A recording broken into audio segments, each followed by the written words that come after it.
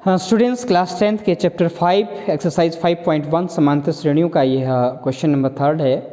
बहुत सिंपल सा क्वेश्चन है। निम्नलिखित में से प्रत्येक एपी के लिए प्रथम पद तथा सार्वंतर ज्ञात कीजिए। ये ज्ञात करने हमको लिखना है। प्रथम पद क्या होगा और उसका जो सार्वंतर है, कॉमन डिफरेंस है, वो क्या होगा। तो सिंपल सा है, देखिए ध्यान से। कुछ क्वेश्चन दिए गए हैं हमको इसमें। पहला क्वेश्चन देख लेते हैं। 3, 1, -1, -3 अप टू सो 1 है। इसमें हमको प्रथम पद और सार्वंतर लिखना है। तो प्रथम पद ए से डिनोट करते हैं उसको हम। प्रथम पद जैसे कि नाम से स्पष्ट हो रहा है, इसका पहला पद क्या है, तो वो पहला पद प्रथम पद हो जाएगा a = 3 है, तो प्रथम पद 3 हो गया। उनका सार्वंतर कल बताया था आपको हमने। सार्वंतर कैसे निकालते हैं, दूसरे पद में से पहला पद घटाएंगे तो वो उसका सार्वंतर हो जाएगा। तो सार्वंतर D = a2 - a1।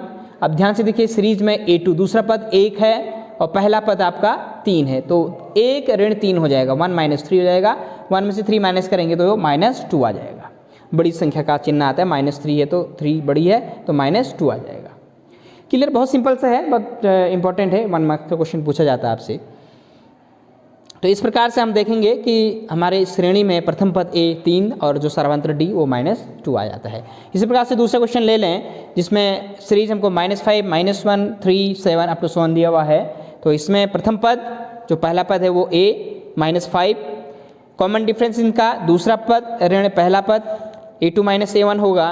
a2 है -1 और a1 है -5, तो a1 और a2 की वैल्यू रखेंगे तो -1, ये वाला माइनस और a1 = -5, तो माइनस इंटू माइनस प्लस, तो हमारे पास आ जाएगा -1 + 5।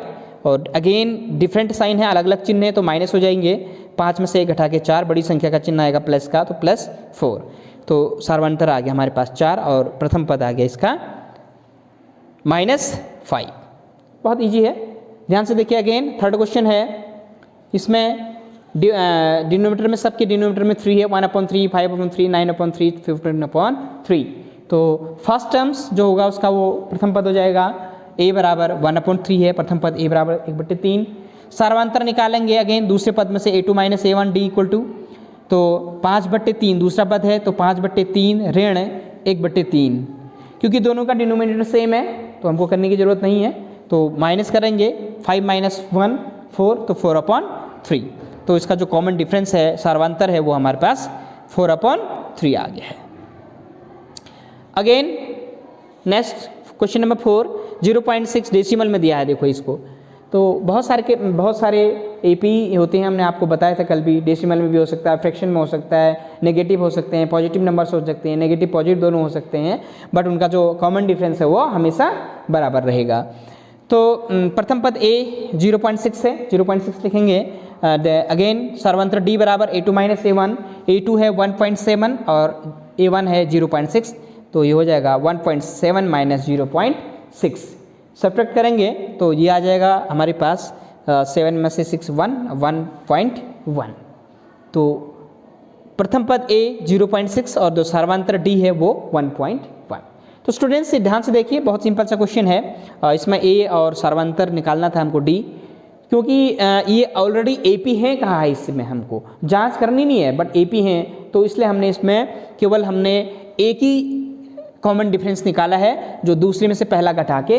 अगर आप तीसरे में से दूसरा भी घटाएंगे तब भी कॉमन डिफरेंस उतना ही आएगा जितना दूसरे में से तीसरे घटा के, क्योंकि ये ऑलरेडी AP हैं। अगर कभी कभी हमको जांच करनी होती है कि ये AP है या नहीं है, तब हम नेक्स्ट नंबर जो है उनको भी आपस में सब्ट्रैक्ट करते हैं। अगर कॉमन डिफरेंस सेम आता है तो वो AP होती है, अगर नहीं आता तो वो AP नहीं होती है। बट यहाँ पर सारे AP हैं, तो बहुत सिंपल से क्वेश्चन ये आपके लिए है।